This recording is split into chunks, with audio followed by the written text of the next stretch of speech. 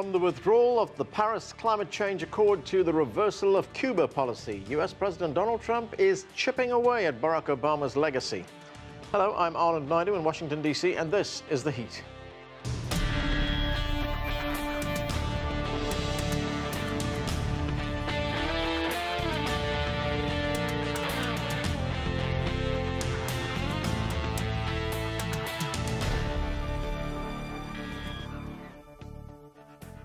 In his first 5 months in office, US President Donald Trump has worked vigorously to reverse or eliminate legislation, international agreements, and executive actions taken during the Obama administration.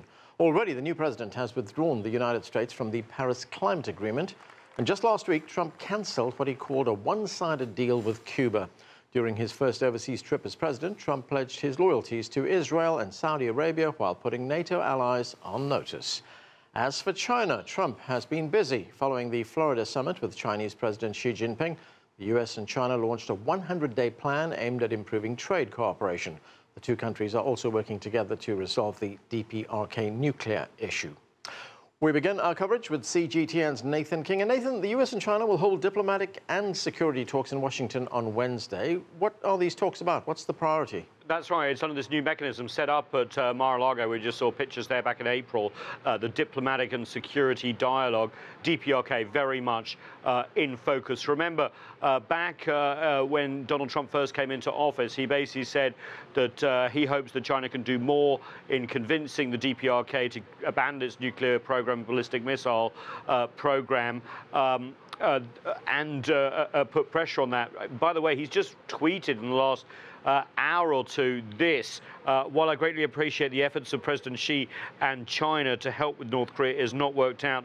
At least I know China tried. Now, it's not clear whether he is referring to the whole policy or the death of Otto Warmbier, the American citizen who was in a coma and brought back here to the US. But there is cooperation. It's actually quite incredible that there is cooperation, considering what Donald Trump said on the campaign trail and during the transition, and has led to a lot of head-scratching among Asian allies, notably Japan and others, about what the policy is here.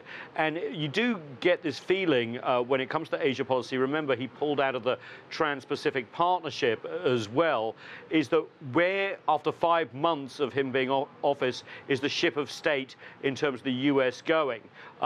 Is it backing down diplomatically? Is it's beefing up militarily, for example, in the South China Sea and off the coast of the Korean Peninsula?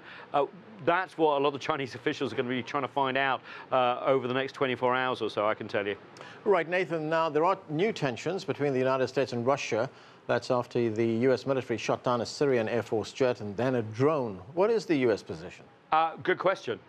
There was a review of policy in Syria. There was talk of setting up safe zones. There was talk of this. There was talk of that. Remember, of course, also the launch of the 59 Tomahawk missiles during the Mar-a-Lago summit after that alleged gas attack by President Assad forces. But since then, really nothing, except we know that the commanders on the ground have been given full authority. And we know that US troop presence in Syria has been upped on the ground to its highest level. They are backing Kurdish fighters. There is weapons coming in. So what we're seeing is essentially mission creep in the Syrian war.